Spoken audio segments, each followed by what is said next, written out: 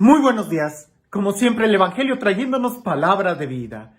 No cabe duda que el Evangelio, la palabra de Dios, cuando la leemos, cuando la escuchamos con un corazón dispuesto a querer escuchar la misma voz de Dios, se convierte en alimento para nuestra alma. De la palabra de Dios encontramos fuerza para seguir adelante, para no desviarnos ni a derecha ni a izquierda, sino seguir adelante en este plan maravilloso que Dios tiene para cada uno de nosotros. Que seamos felices, que disfrutemos su amor, que vivamos en su presencia. En este tiempo de Adviento, donde nos estamos preparando para recibir a Jesús en su segunda venida, pero también para celebrar la Navidad. Y lo voy a decir y lo he dicho una y otra vez, nosotros no celebramos fechas. Lo que celebramos es un acontecimiento y como nos queremos preparar para este acontecimiento, le tenemos que poner una fecha. Pero el acontecimiento es que Dios se hace hombre. Dios se encarna. ¿Para qué? Para hablarnos directamente nuestro idioma. ¿Para qué? Para poder salvarnos, para enseñarnos el camino, para poder pronunciar su palabra directamente a nuestros corazones. El día de hoy en el Evangelio no lo voy a leer por dos razones. Una, porque si lo leo, creo que corro el riesgo de detenerme en el primer renglón y empezar a explicar cada nombre, lo que significa el nombre que ahí está.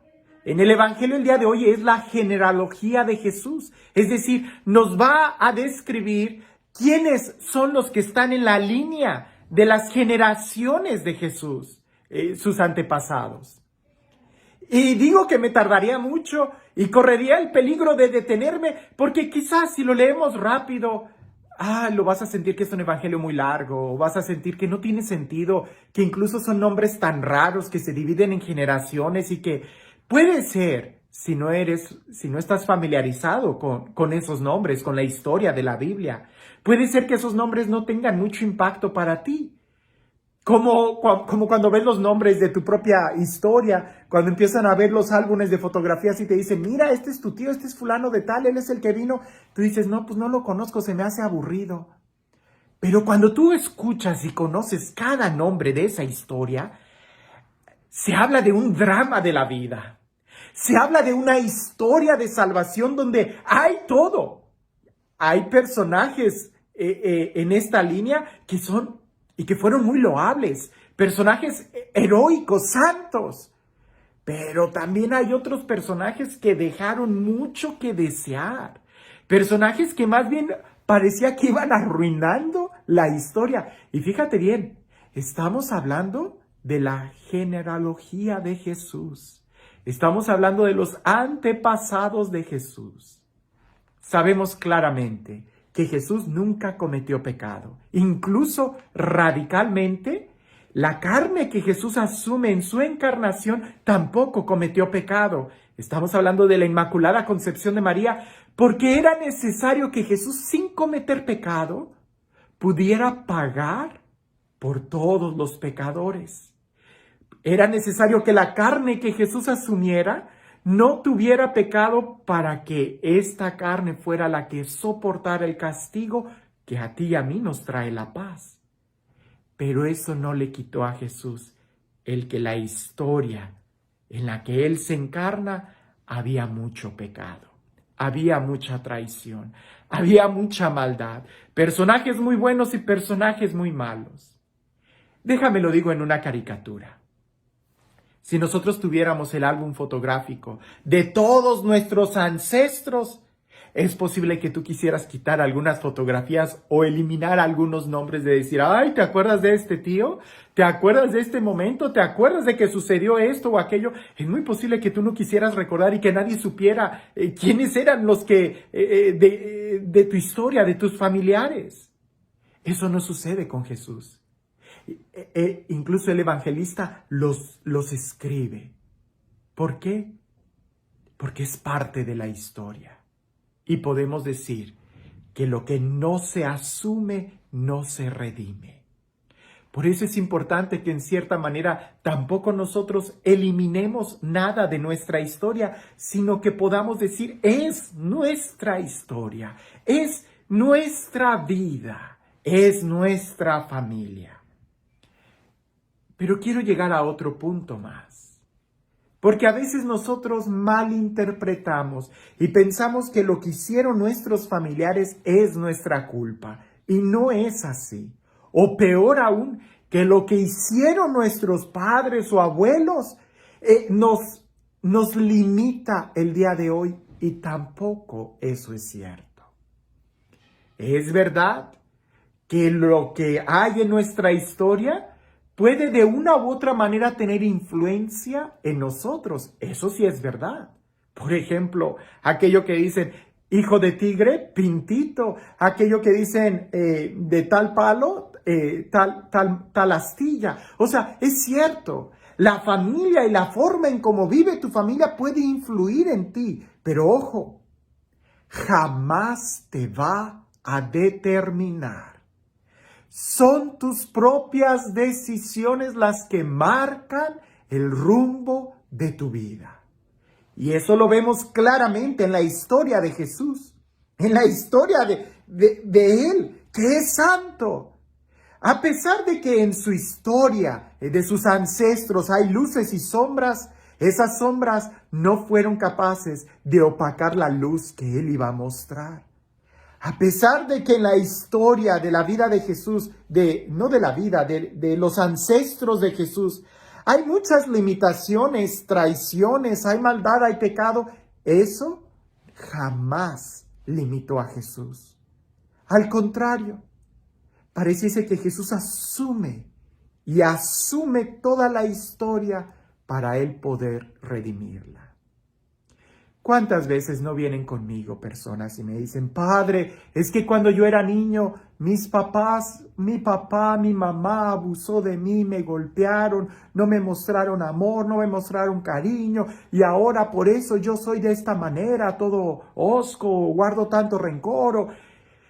Ay, yo los dejo hablar y después les digo, respira profundo. Qué bueno que te das cuenta. Qué bueno que te das cuenta y eres capaz de asumir tu historia. Porque es triste cuando alguien quiere borrar de su historia algunas situaciones. No, qué bueno. Pero qué malo que te engañes creyendo que eso tiene poder sobre ti. Que eso te limita. Que eso te determina. No, no es así. Tú tienes la libertad y la capacidad de decidir qué hacer con esa historia. Si tú quieres continuar en una línea de maldad o en ti, eso se detiene y tomas la decisión de cambiar. Porque es cierto que la historia puede tener influencia sobre ti. Si yo vengo de una familia que es alcohólica, de una familia donde hay mucho adulterio, si yo vengo de una familia donde hay traición, donde hay abandono, donde hay guerras, es muy posible que eso para mí pueda lucir un poco normal, pero no lo es.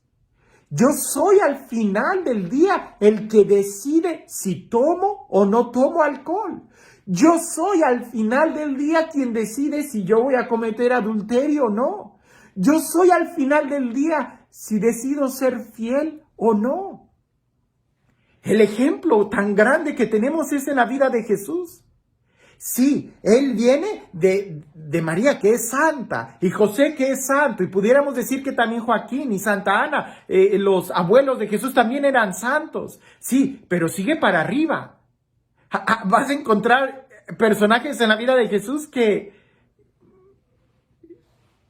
verdaderamente eran renglones torcidos, pero cuando tú logras poner esos renglones torcidos en las manos de Dios, Él es quien puede escribir derecho. Cuando tú logras poner todas tus pasiones, tus miedos, tus traumas en las manos de Jesús, Él puede hacer que se escriba derecho. Tú eres al final el que decide cómo quieres vivir, si influenciado o eres tú quien decide. El ejemplo que me gusta poner es cuando tú vas en el tráfico. Es verdad que el sol y la gente puede estar manejando muy mal y pueden influir en la forma en cómo tú manejas, pero no te determinan. Quien determina cómo tú manejas, eres tú quien tiene el volante. El que esté al lado podrá estar manejando muy mal, pero eres tú quien toma la última decisión. Date cuenta de cómo es tu contexto familiar, pero también date cuenta que eres tú el único responsable de decidir sobre tu vida. Y este Dios, el Dios del amor, el Dios de la vida, el Dios de la gracia, el Dios que nos enseña que sí es posible ser felices en un mundo en donde se cae a pedazos. El Dios que incluso nos enseña que es posible cambiar y transformar este mundo, cambiar nuestra historia por una historia mejor. Porque aún el último capítulo de nuestra vida todavía no se escribe y a nosotros nos toca ser los protagonistas y decidir con quién queremos vivir. Que sea pues con este Dios, el Dios que entre a nuestra historia también y nos enseñe a asumir y a redimir nuestra propia historia. Que sea Él quien el día de hoy te bendiga, en el nombre del Padre, del Hijo y del Espíritu Santo. Había un hombre que se quejaba mucho y en aquella analogía que dicen, pues es que esta es la cruz que te tocó tomar. Él decía, es que mi familia, ahora estoy cuidando a mi papá enfermo y ahora tengo también esto, y se quejaba tanto de que iba con el sacerdote y le decía, es que la cruz que me tocó es muy pesada. Yo veo que todos los demás son felices, pero esta cruz que me tocó es muy pesada. Y en un sueño, él tuvo este sueño que es tan revelador y que quizás nosotros pudiéramos aprender. Él tuvo un sueño donde entra a una tienda, está caminando él con su cruz y ve tienda de cruces. Y él se sorprende, entra y dice, ¿qué es todo esto? Y él dice, oh, es que aquí es donde nosotros le damos la cruz a cada quien que va a tomar. Y él dice, pues a mí me tocó una muy pesada, yo no la quiero, ¿la puedo cambiar? Y el ángel que está en la puerta de la tienda le dice, seguro, déjala ahí y escoge la que tú quieras.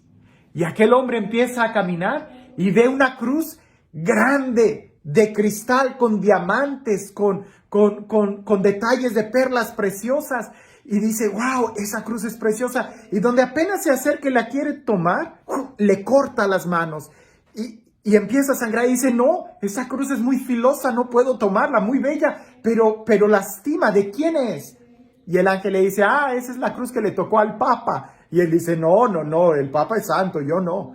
Y va con otra cruz y parece que es de madera muy ligera y donde la toma se astilla. Tiene muchas astillas y dice, no, esta tampoco.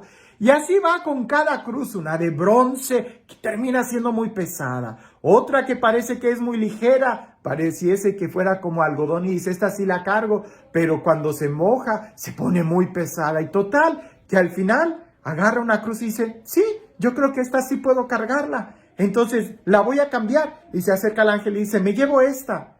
Y el ángel le dice, yo creí que la ibas a cambiar. Y dice, ¿a qué te refieres? Y dice, es la misma cruz con la que entraste. A veces nosotros quisiéramos cambiar nuestra cruz, cambiar nuestra vida, cambiar nuestra historia, cambiar muchas cosas.